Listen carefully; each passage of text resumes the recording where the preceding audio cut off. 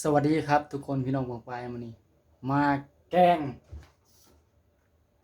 เฮ็ดเด้อครับทุกคนนี่ทั้งนั้นตูมีครบหม้อกำลังเดือดเดี๋ยวเชียวเฮ็ดลงแป๊บนึง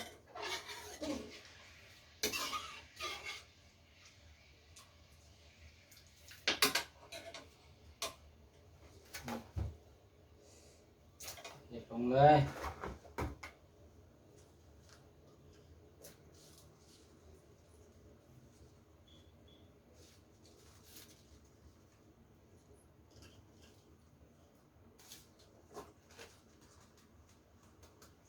เอาเฮ็ดกับผักลงเลยครับทุกคน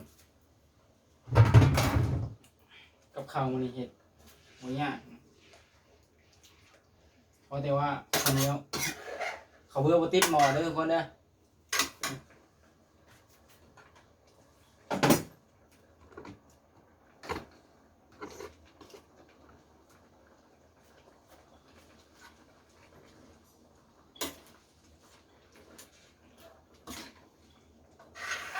น้ำข้นๆเลยทุกคนเลย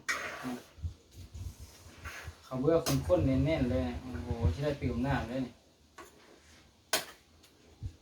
เราจะได้เอาผักกระตูลงครับทุกคนดูหน้าก่อน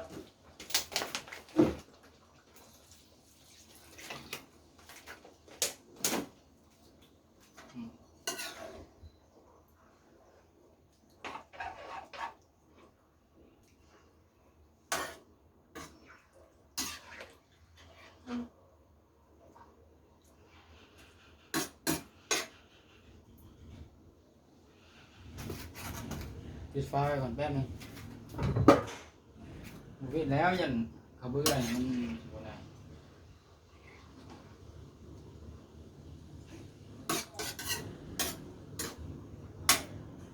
มาเด้อครับเด้อแกงเห็ดนะจ๊ะให้ดูใกล้ๆก่อนนี่นี่กับข้าวเฮา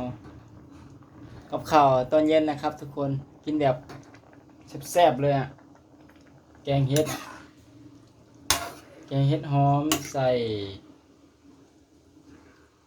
น้ำยานางข้าวเบื่อเห็ดนางฟ้าถุงหนึ่งเห็ดหอมถุงหนึ่งครับทุกคน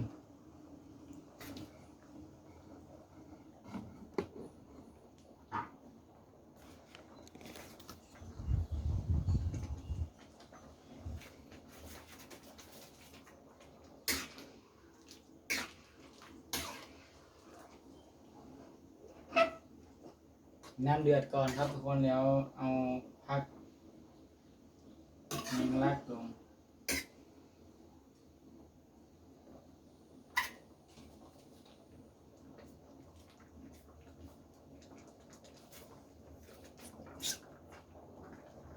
เอาไปอีกคลิปหนึ่งครับ